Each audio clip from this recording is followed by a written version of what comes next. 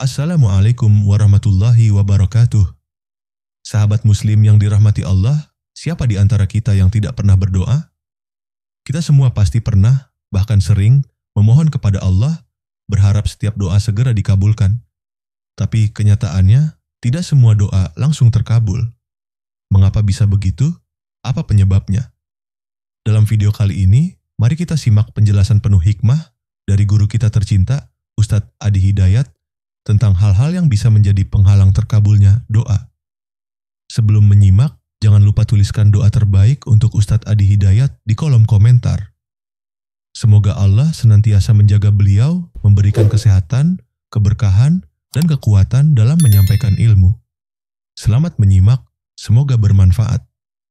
Hadirin, Jumat ini kita akan mencoba mempelajari hikmah, kedalaman makna dari satu di antara pedoman kehidupan yang disampaikan oleh Rasulullah SAW yang dikenal dengan hadis Nabi Muhammad SAW. Dihimpun hadis-hadis ini oleh para ulama. Di antara hadis tersebut ada yang dihimpun oleh Imam Muslim dalam kitab sahihnya, terletak dalam nomor hadis 1015, sanadnya tersambung pada sahabat mulia Abu Hurairah radhiyallahu taala anhu. Dari Nabi SAW, qala Rasulullah SAW, beliau bersabda, ayyuhan nas, inna allaha tayyibun la yaqbalu illa tayyiba, wa inna allaha amara al-mu'minina bima amara bihi al-mursalin, faqala ya ayyuhar rusulu kulu minat tayyibati wa'malu saliha inni bima ta'maluna alim. Wa qala ya ayyuhalladzina amanu kulu min tayyibati ma razaqnakum washkuru lillahi in kuntum iyyahu ta'budun. Thumma dhakara rajula yutilu as-safara ash'atha aghbara yamuddu yadayhi ila as-samaa ya rab famat'amuhu haramun ومشربه حرام وملبسه حرام وغذي بالحرام فأنى يستجاب لذلك. رواه مسلم. Ayyuhan nas, wahai seluruh manusia tanpa kecuali. Ayyu, dia menjadi munada dari kata ya yang mahdzuf, yang hilang, untuk menguatkan hukum. Ha berfungsi mengingatkan pentingnya hukum. Jadi bila ayyuha bertemu, ini pesan yang disampaikan bukan hanya informasi semata, tapi ada pesan penting yang harus kita ingat. Jadi bila kita terjemahkan dengan detil, ayyuhan nas, wahai manusia, siapapun kau, dimanapun kau berada, ingatlah pesan penting ini. Innallaha tayyibun. Sungguh Allah itu maha baik, maha suci, maha bersih. Wala yaqbalu illa tayyiba. Dan Allah tidak menerima apapun yang sampai kepadanya kecuali dalam keadaan yang baik, bersih, dan suci. Hukum berkata, sesuatu yang bersih akan menerima yang bersih lagi. Sesuatu yang tidak baik berpasangan dengan yang tidak baik lagi. Orang-orang yang terbiasa mengonsumsi hal-hal yang tidak baik, maka keluarnya pun kata-katanya tidak baik. Pandangannya pun terbiasa mengarah pada yang tidak baik. Maka hukum ini berlaku, namun kaidah mengatakan laisa kamitslihi syai'. Tidak ada yang serupa sedikit pun dengan Allah Subhanahu wa taala. Hukum pertama yang lebih katakan terkait hubungan kita dengan Allah. Karena dalam kehidupan, sehebat apapun kita, sekuat apapun kita, sekaya apapun kita, sepintar apapun kita, tetap kita manusia hamba yang butuh Allah. Suatu waktu pasti kita akan mengalami keadaan yang memaksa kehambaan kita itu muncul. Untuk mengadukah berdoa, untuk memohonkah, meminta petunjukkah. Nah, bagaimana cara semua yang kita ingin bangun supaya terkoneksi dengan Allah itu berlangsung diterima dengan baik, diterima dengan cepat, diterima dengan mudah? Maka Nabi menyampaikan satu hukum. Innallaha tayyibun. Allah itu maha baik, maha bersih, maha suci. Wala yaqbalu illa tayyiba. Dan Allah membuat satu hukum, menetapkan tidak menerima apapun yang sampai kepadanya kecuali yang baik-baik, yang bersih, yang suci. Hadirin, sejenak kita berhenti dulu di pertengahan hadis ini, karena dibuka dengan ayyuhan nas, maka kembalikan ke hukum awal. Allah menetapkan pertama hukum sunnatullahi fil kaun, sunnatullah dalam kehidupan kita. Bahwa dalam kehidupan umumnya kita menerima yang baik-baik. Umumnya kita menolak yang tidak baik. Jika ada pencurian, hati kita akan mengatakan itu tidak benar karena tak baik. Jika lisan kita pun bercoba untuk berdusta, hati kita akan menolak karena kecenderungan pada kebaikan. Ada fitrah cenderung pada kebaikan. Dan inilah fitrah yang Allah letakkan pada diri kita, yang dengan itu manusia membuat hukum dalam kehidupannya. Kita punya hukum pidana, kita punya hukum perdata. Di tempat negara manapun dibuat sebuah hukum. Apa tujuan hukum? Menjaga agar kebaikan tetap lestari. Setiap ada yang tidak baik, maka ada norma, dasar-dasar hukum yang mengembalikan ketidakbaikan itu kembali pada kebaikan. Untuk itulah kemudian semua perangkat yang terkait dengan kebaikan-kebaikan itu maka didesain dengan aturan-aturan. Satu, membuat orang menjadi baik. Dua, hukum terlaksana dengan cara-cara yang baik. Dan dengan itulah siapapun yang terlibat dalam dunia-dunia hukum, baik itu yang melakukan penyelidikan, penyidikan, pengadilan, maka berlakulah ruang-ruang hukum ini. Ketika tidak dipraktekkan dengan hal yang baik, maka akan ada persepsi yang mengembalikan itu kepada nilai-nilai kebaikan kembali. Itu hukum sunnatullahi fil kaun. Jika tidak terlaksana kebaikan itu, dilakukan dengan cara yang tidak baik, diputuskan dengan cara yang tidak baik, maka berlaku hukum saat kembali ke akhirat dengan hukum akhirat. Hukum yang lebih adil lagi, hukum yang mengembalikan kita pada nilai-nilai kebaikan. Untuk apa? Menjaga dan mengingatkan manusia supaya selalu dalam kebaikan dan tampil terhormat. Itulah sebabnya Khatib pernah mengatakan, kenapa ada hukum haram? Dari kata hormah, artinya terhormat. Hukum haram diturunkan untuk menjaga kehormatan kita supaya tidak jatuh di hadapan Allah Subhanahu wa taala. Dilarang mencuri karena ketika mencuri dengan segala delik dan jenisnya, kecil ataupun besar, kehormatannya pasti akan jatuh di hadapan Allah Subhanahu wa taala, bahkan di hadapan manusia pada umumnya. Untuk itulah diingatkan kepada kita, bagi orang-orang yang merasa tidak lolos dengan hukum dunia, bagi yang merasa mudah dengan hukum dunia, dia bisa mencuri bebas, dia bisa menipu bebas, maka mengapa ada hukum akhirat? Untuk memberikan kepastian hukum berkeadilan. Dan diingatkanlah itu dengan nilai-nilai agama supaya mencegah kita dari perbuatan buruk. Maka muncul pengingat yang disampaikan para ulama yang mengambil riwayat-riwayat dari Nabi sallallahu alaihi wasallam. Ketika Anda terfikir berbuat maksiat, bayangkan seketika akan wafat. Anda akan korupsi, terfikir, bayangkan wafat. Walaupun Anda merencanakan, saya korupsi, saya hitung sekian, saya siapkan sekian, yang menghambat sekian, diduga akan lolos, tertingginya, bayangkan seketika Anda wafat. Hukum dunia tidak berlaku bagi Anda, hukum akhirat menanti Anda. Inilah kepastian dalam nilai keadilan. Mengapa ada hukum akhirat? Untuk memberikan keadilan yang setara bagi seluruh umat manusia dalam konteks berkehidupan. Ini yang dimaksud kalimat ayyuhan nas, hai manusia, innallaha thayyibun, sungguh Allah itu maha baik, maka berbuatlah baik, karena kita itu hamba Allah. Nyembahnya nyembah ke Allah, ikutnya perintah Allah, Allahnya baik. Kenapa yang menyembahnya tidak baik? Allah Tuhan punya sifat Rahman dan Rahim. Mengapa yang mengaku hamba bertuhan Allah tidak memiliki rasa kasih dalam dirinya? Dibalik, ditekankan dengan kata inna pada kalimat ini, menyadarkan kedalaman pada jiwa kita. Dalam bahasa yang lain yang lebih dalam adalah, jika Anda mengaku hamba Allah, jika Anda mengaku umatnya Rasulullah SAW, kita punya Tuhan yang maha baik, maha suci, maha bersih, maka malulah dalam kehidupan sebagai Allah, sebagai hamba Allah, jika berlaku sesuatu yang menyimpang dari kebersihan dan kesucian dalam kehidupan. Wa innallaha amara al-mu'minina bima amara bihil mursalin. Dan sungguh Allah dalam konteks kebaikan, kesucian, kebersihan ini menerapkan hukum yang sama dengan semua manusia, termasuk insan beriman, bahkan para rasul. Anda bisa bayangkan, para rasul yang dekat dengan Allah, utusan Allah, surga terjamin, orang paling takwa, tidak keluar dari hukum ini. Tetap diperintahkan menjaga kebaikan, menjaga kesucian, menjaga kebersihan. Faqala, maka ditekankan kemudian oleh Nabi SAW untuk mengingatkan, maka dikutiplah Al-Quran surah Al-Mu'minun di ayat ke-51 itu. Ya ayyuhar rusulu, kulu minat thayyibat. Hai semua rasul tanpa kecuali. Dari sejak rasul pertama bertugas, Nabi Nuh alaihissalam, sampai rasul terakhir bertugas, Nabi Muhammad SAW, berlaku semua hukum ini. Kulu minat thayyibat, karena Allahnya thayyib, bersih, suci, baik. Para rasul pun diminta mendapatkan semua yang dikonsumsi dalam kehidupannya menjadi contoh bagi umatnya. Jangan makan kecuali yang baik, jangan kenakan perangkat hidup kecuali yang bersih, jangan berperilaku kecuali yang bening.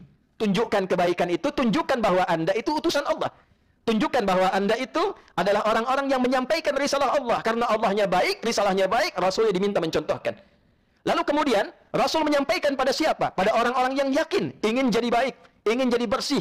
Tidak perlu kita membuat gerakan misalnya dalam tanda petik, pengen jadi baik, karena ajaran kita itu sudah baik. Orang masuk Islam pasti baik. Anda bayangkan jahiliyah, betapa banyak orang menyimpang, masuk Islam jadi baik. Dan baiknya tidak tanggung. Dia jadi pejabat, baik. Jadi birokrat, baik. Jadi orang kaya, baik. Jadi ilmuwan, baik. Jadi menjadi muslim, otomatis jadi baik. Kalau sampai Jumat ini kita berislam belasan tahun, puluhan tahun, bahkan dari lahir, belum baik, maka ada bagian dari petunjuk Islam ini yang belum kita praktekkan dalam kehidupan. Boleh jadi ayat Qur'annya baru sekadar dibaca, belum diamalkan. Saudara, kenikmatan berislam itu tidak akan terasa kalau kita praktekkan. Ayat jujur itu hanya sekadar bacaan yang tak terasa dalam hidup kalau nggak dipraktekkan ayatnya. Ayat silaturahim itu tidak akan pernah terasa nikmatnya kalau kita tidak praktekkan dalam kehidupan. Maka turunlah Quran surah kedua Al-Baqarah ayat 172 dalam konteks menyambung ayat yang tadi. Ya ayyuhalladzina amanu kulu min thayyibati ma razaqnakum. Hai orang-orang yang beriman. Para rasul menerima risalah dari Allah. Risalah rasul disampaikan kepada orang-orang yang yakin disebut orang beriman. Bila Anda termasuk, saya termasuk, kita termasuk orang beriman ini, maka yang kita terima pedoman berkehidupan ini petunjuk rasul yang sumbernya dari Allah Subhanahu wa taala. Maka kalau sumbernya bersih, rasulnya bersih, orang beriman pun pasti akan menjaga nilai kebersihan ini dan dia praktekkan dalam kehidupan. Kulu min thayyibati ma razaqnakum. Hai orang-orang beriman, silahkan bekerja. Cari makanlah minimal. Makanlah dari yang bersih-bersih, yang baik-baik, yang Allah telah tetapkan hukum pencarian rizkinya kepada kalian. Dan bersyukurlah kepada Allah dengan diberi kemampuan mencari rizki itu. Dan ketahuilah, satu saat kita semua akan kembali kepada Allah membawa bekal ibadah kita. Maka bekerja itu bukan sekedar berangkat gelap, pulang gelap, bergulat dengan kemacetan, bekerja lelah dan pulang. Itu ibadah, saudara. Di dalamnya ada pelaksanaan perintah. Di dalamnya ada rasa syukur. Maka perintah Qur'annya nikmati saja. Rizkinya sudah Allah tetapkan, tidak akan tertukar. Kita bekerja apapun yang kita lakukan, rizki turun. Karena konsep rizki itu ditetapkan, begitu kita berikhtiar, diturunkan untuk kita. Tidak merubah kuantitas rizki kita. Apapun yang kita kerjakan, kita bisa dapatkan rizki itu sesuai dengan kuota kita. Jadi bila dengan yang baik bisa kita dapatkan, mengapa harus menempuh dengan jalan yang tidak baik? Dan pada akhirnya, kita akan pulang. Pesan terakhirnya, pada akhirnya kita pulang. Pastikan pekerjaan kita jadi ibadah, pastikan perilaku kita jadi ibadah, dan pastikan tanggung jawab kita mudah di hadapan Allah Subhanahu wa taala. Tsumma dzakara rajula. Lalu Nabi mengisahkan tentang seseorang yang tengah berjuang. Di sini titik tekan pada akhir khutbah kita. Yutilus safara, orang ini punya hajat kehidupan. Lalu dia mencoba melakukan perjalanan supaya Allah mempercepat pengabulan doanya. Karena konsep yang pertama diantaranya, orang yang melakukan perjalanan panjang untuk kebaikan, mempercepat terkabulnya doa. Ada riwayat mengatakan orang ini pergi ke Mekah untuk haji, ada riwayat mengatakan untuk umrah, ada riwayat mengatakan untuk talabul ilmi, pergi ke majlis ilmu untuk belajar. Kemudian asy'atha aghbara, sampai-sampai saking panjangnya jarak yang ditempuh, dia menempuh tantangan yang tidak mudah, pakaiannya mulai kotor dengan debu, rambutnya mulai tidak tertata. Saking inginnya terkabul doa dengan hajat yang ia kemudian tempuh. Yamuddu yadaihi ilas sama, di riwayat Imam Tirmidzi, yamuddu yadahu ilas sama. Kemudian ia mengangkat tangannya bermohon. Jika yadaihi seperti ini, yadahu menyatukan demikian. Bertemu dua telapak ini, Anda satukan kurang lebih seperti ini sehingga garisnya bertemu. Tempatkan di dalam dada seperti ini, di depannya. Jika apa yang dimohonkan semakin kuat, angkat seperti ini seperti istisqa. Maka mengangkat tangan seperti ini dalam hadis riwayat Abu Dawud tersambung pada Nabi SAW lebih cepat dikabulkan dibandingkan dengan berdoa yang diam, irsal seperti ini, tidak mengangkat tangan. Innallaha hayyun karimun. Sungguh Allah itu punya sifat yang sangat mulia dan akan merasa malu dalam tanda petik jika mengabaikan hamba mengangkat tangan tanpa dikabulkan doanya. Kemudian dia berkata, Ya Rab, Ya Rab, memulai dengan Al-Asma'ul Husna. Mengawali doa dengan Al-Asma'ul Husna, mengabulkan doa lebih cepat dibandingkan dengan langsung meminta pada substansinya. Quran surah ke-17 ayat 110. Qul Allah awid ar-Rahman ayyamma tad'u falahul asma'ul husna. Jika Anda punya persoalan, punya hajat, minta, sebut nama Allah. Sebut Ar-Rahman, atau Anda pilih nama yang sesuai dengan apa yang kita butuhkan. Butuh ilmu ya Alim, butuh rizki ya Razzaq, punya masalah ya Al-Fattah, demikian seterusnya. Dia melakukan tiga hal ini. Anda bisa bayangkan, menempuh perjalanan jauh, mempercepat doa pada kebaikan. Mengangkat tangannya demikian, mempercepat terkabulnya doa. Membuka dengan Al-Asma'ul Husna, mempercepat terkabulnya doa. Seharusnya doa dia dikabulkan 3 kali lebih cepat dibandingkan dengan orang biasa. Apa komentar Nabi? Anna yustajabu lidhalik. Ini tak bisa terkabul, sulit. Bagaimana bisa dikabulkan? Bagaimana bisa dikabulkan? Dia melakukan 3 hal, tapi yang komentar yang dapatkan dari Nabi, bagaimana doanya terkabul? Ternyata, mat'amu haram, makanannya bersumber dari yang haram. Mashrabu haram, minumannya bersumber dari yang haram. Malbasu haram, pakaiannya bersumber dari yang haram. Wa ghudhiya bil haram, dan perangkat hidupnya disupport dari sumber-sumber yang haram. Saudara, jika Anda menyimpan gelas terbuka, Apapun bisa kita masukkan, air, kopi, susu, dan sejenisnya. Tapi jika Anda berikan penghalang di atasnya, tutupnya, tutup yang ringan seperti tisu, masih ada tetesan. Tutup yang keras, itu tidak akan pernah menjadikan benda yang akan kita masukkan masuk ke dalam gelas. Dia akan terpental kembali. Demikianlah perbuatan haram yang dilakukan oleh manusia yang bertuhan. Manusia yang bertuhan, apalagi insan beriman, bukan berarti tidak mengabulkan doa. Perbuatan haram itu menghambat doa yang seyogianya terkabul. Dia kembali lagi karena ada sekat maksiat yang terdapat di dalamnya. Jumat itu adalah waktu terkabulnya doa. Umrah, betapa kuatnya terkabulnya doa. Haji, betapa kuatnya terkabulnya doa. Kita kadang sampai menangis, khusyuk mengangkat tangan, betapa kuatnya seharusnya terkabulnya doa. Tapi bila doa yang kita mohonkan dengan sepenuh jiwa itu belum terkabul dengan baik seperti yang kita rasakan, boleh jadi, lihat 3 hal. 1, langsung dikabulkan sesuai permintaan. Saya minta anak saya lulus ujian, lulus. 2, mungkin Allah berikan saat kita sanggup menerimanya. Anda punya anak usia 5 tahun minta diberikan motor. Anda punya uangnya, tapi tentu tidak akan Anda berikan sampai ia sanggup mengendarinya. Terkadang kita minta, Allah baru kabulkan 2 tahun kemudian, seperti peralihan kiblat. Allah baru kabulkan 3 tahun kemudian, karena diduga disitulah Anda punya kesanggupan untuk menerima anugerah dari pengabulan doa itu. Yang ketiga, terkadang Allah mengganti apa yang Anda inginkan dengan apa yang Anda butuhkan. Anda minta A, Anda tidak butuh itu. Ada mafsadat di depan yang mungkin buruk bagi Anda. Diganti oleh Allah dengan yang lain yang lebih baik. Anda kehilangan proyek A, tapi ternyata Anda dapat proyek B. Karena boleh jadi di balik proyek A ini ada sesuatu yang tidak baik buat Anda. Demikian Quran surah kedua di ayat ke-216. Jika 3 ini tidak terjadi, maka silahkan dicek. Mungkin ada yang haram dalam pakaian. Ada yang haram dalam makanan, ada yang haram dalam minuman, ada yang haram dalam ucapan, ada yang haram dalam pandangan, ada yang haram dalam gerakan, ada yang haram dalam perilaku kehidupan. Dan Jumat inilah kita bersimpuh di hadapan Allah Subhanahu wa taala untuk bertobat. Semoga yang haram ini tidak menghambat anugerah Allah diturunkan kepada kita menjadi pribadi yang baik atau menghambat kita menghadap Allah untuk mendapatkan rahmat di hari kiamat kelak. Hadirin, jika Allah sudah dudukan kita di Jumat ini, mendengar pesan ini, yang pesannya langsung tersambung kepada Nabi, sanadnya bersambung pada Allah Subhanahu wa taala Rabbul Alamin, belum menyentuh kita untuk berbuat baik. Dengan cara apa lagi dan berapa Jumat lagi dibutuhkan untuk kita untuk merubah hidup kita semakin lebih baik dan wafat dalam keadaan yang baik. Barakallahu li wa lakum fil Qur'anil azim wa nafa'ani wa iyyakum bima fihi minal ayati wa dzikril hakim wa taqabbala minni wa minkum tilawatahu innahu huwas sami'ul alim. Ud'ullaha yastajib lana wa lakum jami'an. Masya Allah, begitu dalam dan penuh makna nasihat yang baru saja kita dengarkan. Kini kita tahu bahwa bukan Allah yang menunda doa kita, tetapi bisa jadi ada penghalang dari diri kita sendiri, yaitu hal-hal yang haram yang melekat pada diri kita, makanankah, pakaiankah, kendaraankah, atau hal-hal yang haram lainnya. Maka segeralah tinggalkan yang haram-haram dari diri kita dan keluarga kita, agar doa-doa yang kita panjatkan tidak akan terhambat dan insya Allah doa-doa kita akan cepat terkabul. Semoga setelah menyimak nasihat ini, kita semakin termotivasi untuk memperbaiki diri, meningkatkan kualitas ibadah, dan memperkuat keyakinan dalam setiap doa yang kita panjatkan. Sekali lagi, tuliskan doa terbaik untuk Ustadz Adi Hidayat di kolom komentar.